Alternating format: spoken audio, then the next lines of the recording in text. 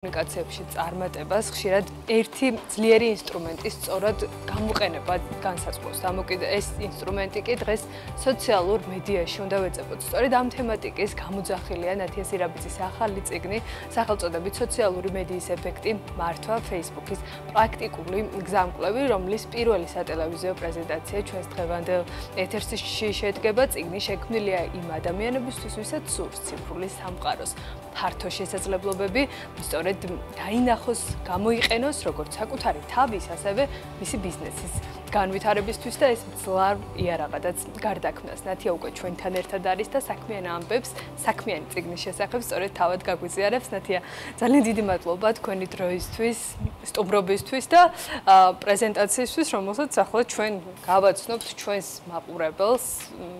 ეს წიგნი უნდა ვაჩვენოთ, ეს არის სოციალური მედიის ეფექტური მართვა Facebook-ის პრაქტიკული გზამკვლევი.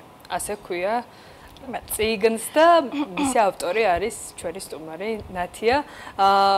საკმაოდ საინტერესო ვიზუალი. პრინციპში რაც უკვე დიდი ხანია გახდა ჩვენი ყოველდღიურობა, თუმცა ამის მიღმა რა იმალება.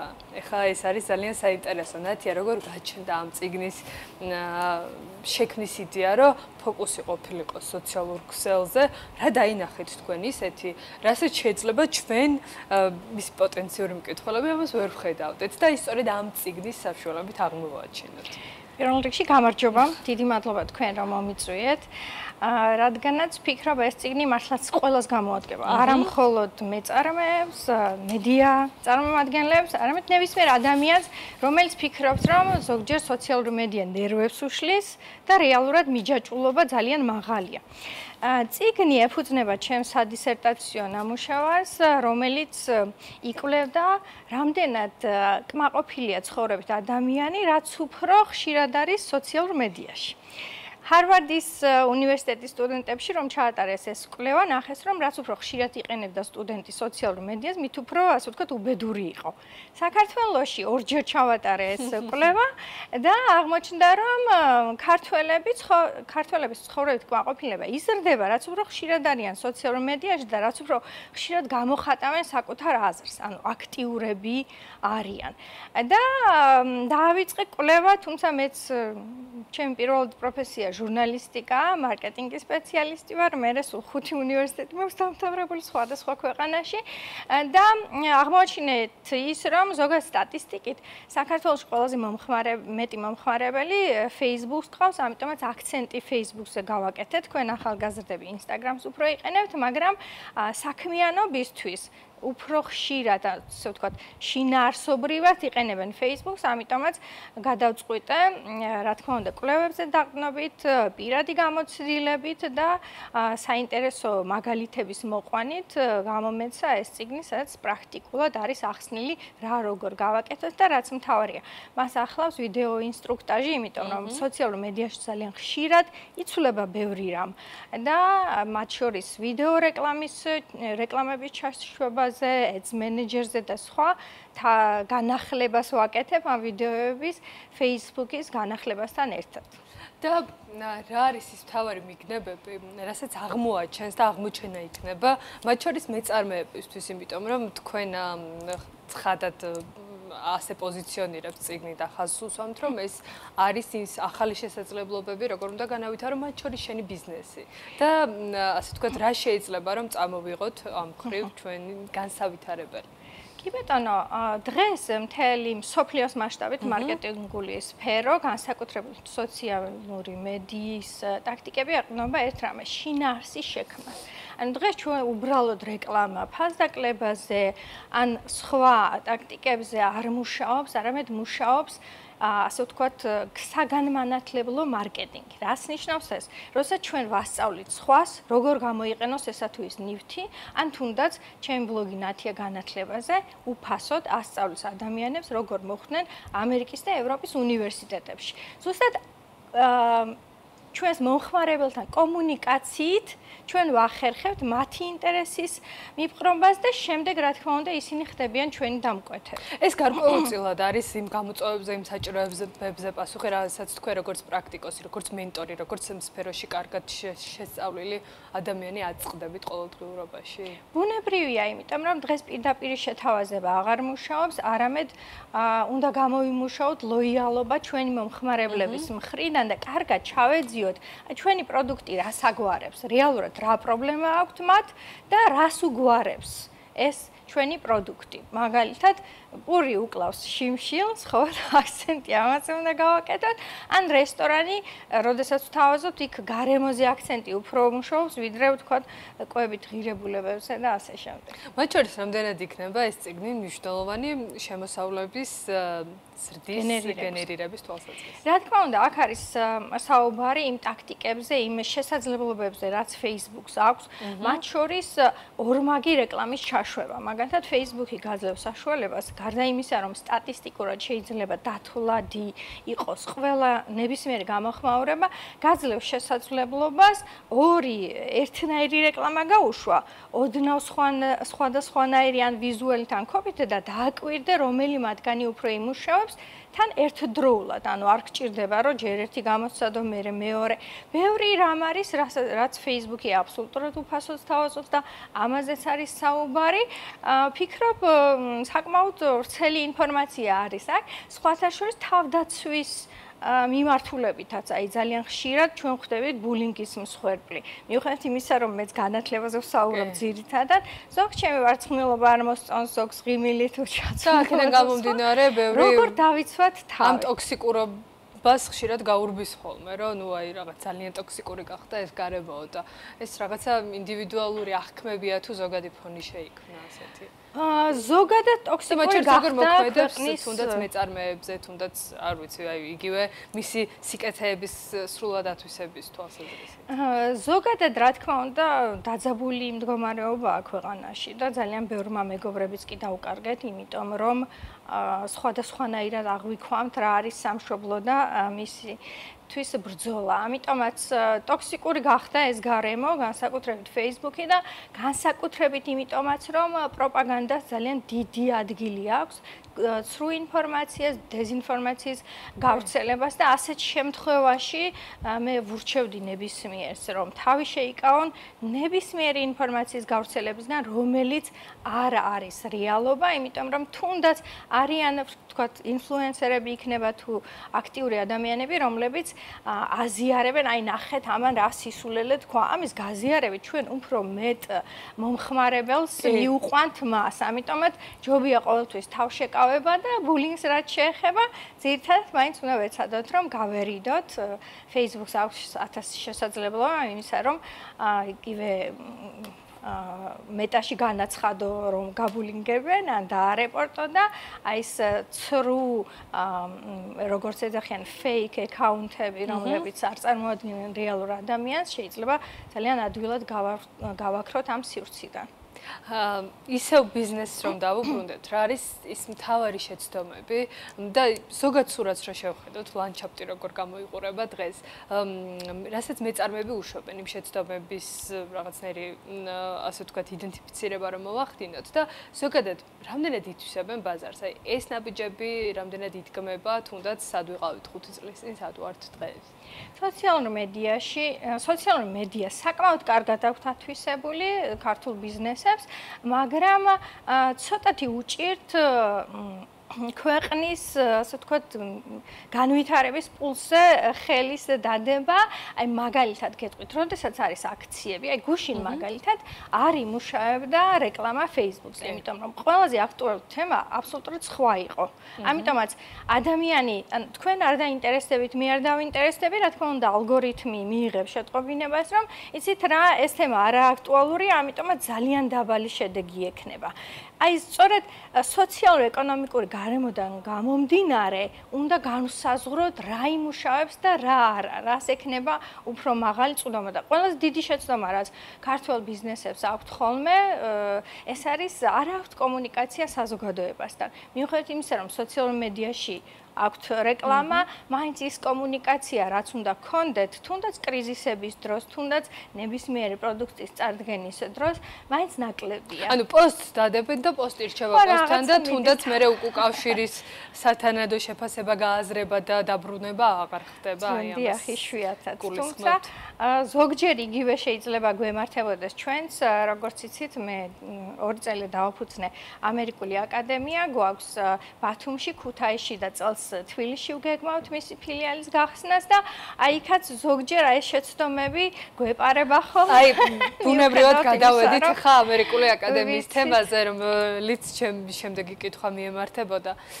ნათია, ძალიან საინტერესოა ჩვენთვის და ჩვენი მაყურებლობისთვისაც ამ აკადემიის მთელი შინაარსი, სტრუქტურა და ფოკუსი რაზეა, იმიტომ რომ დაფარვის არეალი გაქვთ საკმაოდ უკვე მასშტაბური, იმიტომ რომ გაცდით კიდეც დედაქალაქს და რეგიონებსაც მოედეთ და ეს ექსპანსია ცხადია, რომ არის შედეგის გამოძახილი და შედეგიც დგება სწორი მენეჯმენტით და სწორი გზით, რომელსაც ბიზნესი ამ შემთხვევაში ბიზნესად მოგიხსენიებთ, გადის.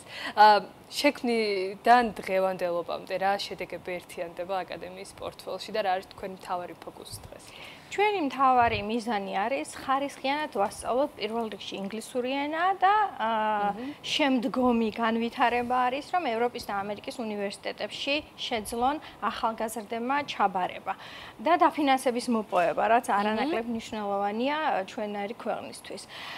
და ყველაზე აქტუალური თემები. კი, ზოგჯერ აი ამისთვისაც მლანძღავენ ხოლმე, რომ აღარ დატოვე ქართველი საქართველოშია, მაგრამ ჩვენი მიზანი არის, რომ რაც შეიძლება მეტმა ადამიანმა მიიღოს ხარისხიანი განათლება და ზუსტად მოახმაროს საკუთარ ქვეყანას და აქვე პატარა ჩართვას გავაკეთებ. ახლა ხანს ერთი თვის წინ მქონდა პრინსტონში, ქალაქ პრინსტონში მქონდა შეკრება, ქართველების დიდი შეკრება, ამერიკაში მცხოვრები ქართველი ემიგრანტების. ეს ორგანიზებული იყო ხიდების მშენებლების ასეთი ორგანიზაცია არის მათ მიერ და განათლების პანელი მქონდა, სადაც ამერიკაში წარმატებული ქართველები, სხვადასხვა Ivy League-ის უნივერსიტეტის სტუდენტები და კურსდამთავრებულები შეიკრიბნენ და ისინი საუბრობდნენ, რას აკეთებენ თავიანთი ქვეყნისთვის. თითეული მათი ნაბიჯი და ფიქრი აი მის პარალელურად რომ ასეთ რთულ პროგრამას სწავლობენ, საკმაოდ რთულია ამერიკაში სწავლა, გამოცდილი მაქვს. სულ არის მიმართული იმაზე, რომ აი ჩემს ქვეყანას რითი დავეხმარო. კვლევა იქნება, აი ჩემი ქვეყნის რაღაც, ვთქვათ, იგივე ის გამჭვირვალობის კანონი შევისწავლო, 2008 წლის ომი შევისწავლო, აქტივობებში ჩავერთო ჩემი ქვეყანა. პირველ რიგში საინტერესო ის არის, როგორც კი ჩადიან თავიანთ უნივერსიტეტებში, ეძებენ საქართველოს დროშას და თუ არ არის, რა თქმა უნდა, გამოფენენ.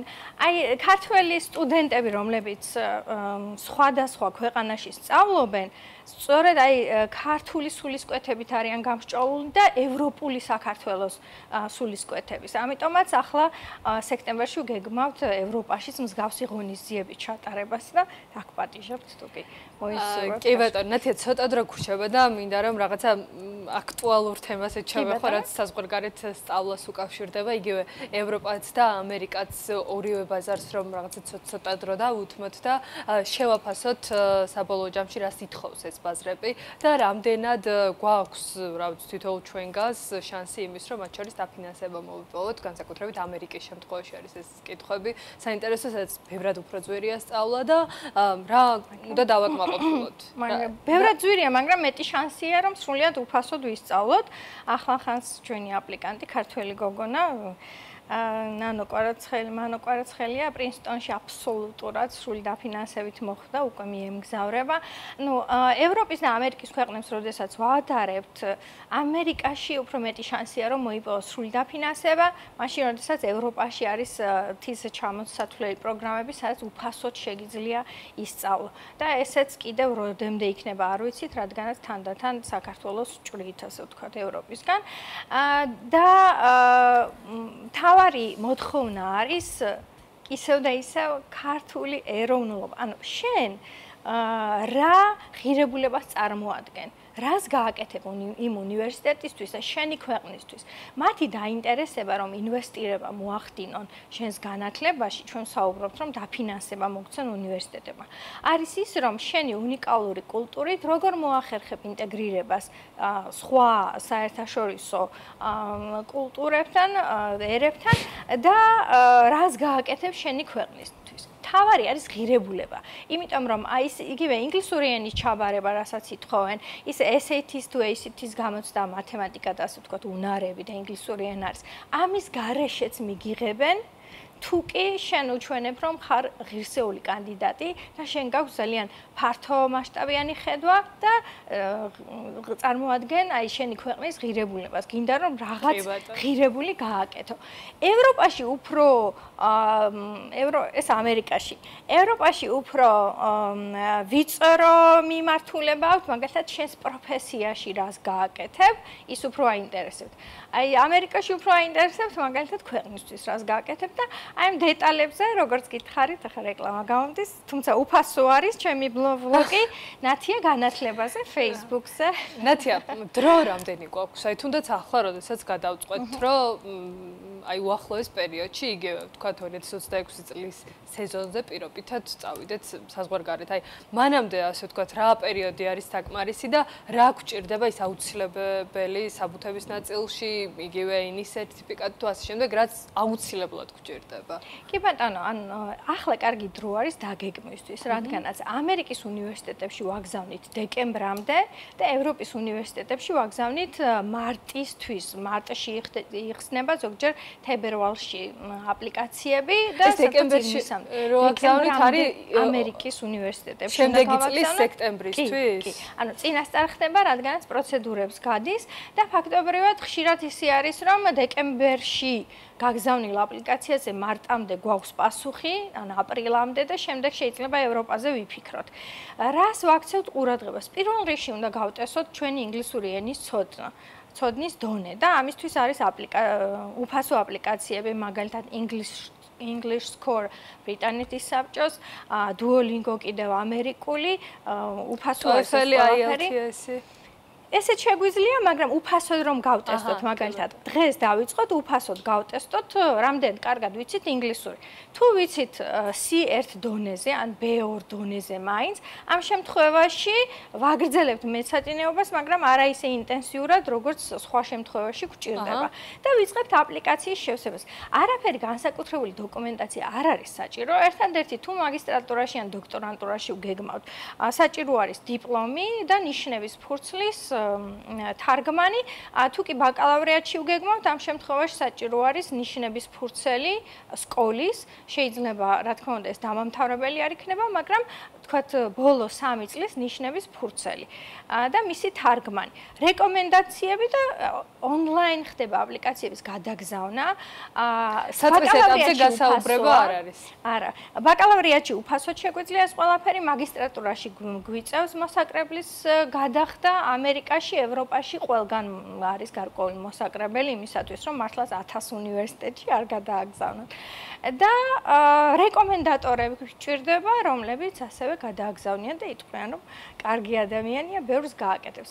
ანუ მთავარი არის, რომ სტრუქტურულად მივყვეთ, დავგეგმოთ და პირველ რიგში დავგეგმოთ ჩვენი უნარები, ჩვენი ცოდნა.